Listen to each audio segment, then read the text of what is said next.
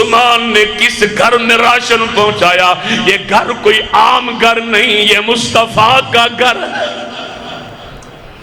اور lock down سے گزرنے والوں، وہاڑی کے سفید پوش مسلمانوں، میں آج بھی دونوں ہاتھوں سے ان تاجروں کو، ان سخیوں کو میں سلام کرتا ہوں جنہوں نے لاک ڈاؤن میں سفید پوش لوگوں کے گھروں میں راشن پہنچایا۔ ان سے پوچھو فاقہ کیا ہوتا ہے، غربت کیا ہوتی ہے۔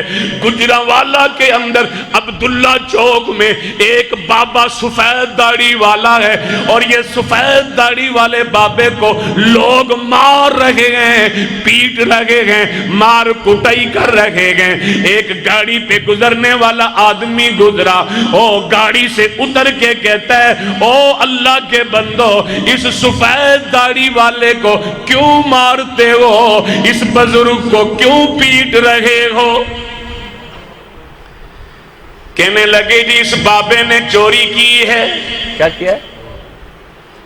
سفید داڑھی چوری کی ہے۔ بابا جی اس عمر پہ چوری کرتے ہو، حیا نہ آیا؟ آپ کو شرم نہ آئی؟ سفید داڑھی اور چوری کرتے ہو۔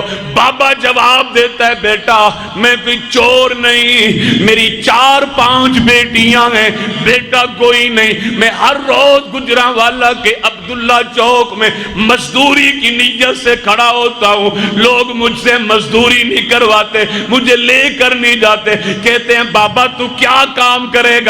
مزدوری سے ہم کریں گے، لہذا لے کر نہیں جاتے۔ آج 5واں دن تھا، 6واں دن تھا، آج چھوٹی بیٹی کی حالت نازک دیکھ کر میں وعدہ کر آیا، بیٹی مزدوری لگی نہ لگی آٹا لے کے آؤں گا۔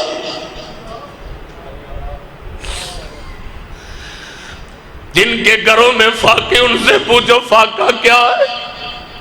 بڑے بڑے تاجروں نے ہاتھ پھیلائے۔ لاک ڈاؤن میں بڑے بڑے تاجروں کی کمر ٹوٹ گئی۔ ایک شخص کہتا ہے قاری صاحب 6 دن سے میرے گھر میں کچھ نہیں، مگر میں نے بھائی کے سامنے ہاتھ نہیں پھیلایا، میں نے اپنوں کے سامنے ہاتھ نہیں پھیلایا۔ فاقہ کیا ہے؟